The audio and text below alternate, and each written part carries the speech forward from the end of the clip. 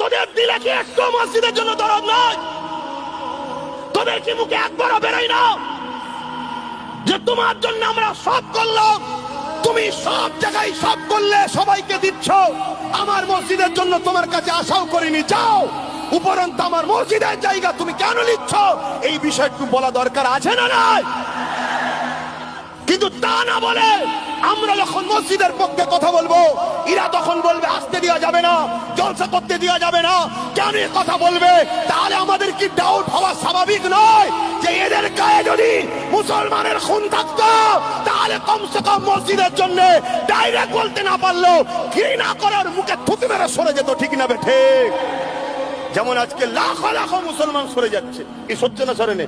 হ্যাঁ, ওদের গায়ে ইমানদারের খুন আছে, ওরা মুসলমান খুনে তৈরি।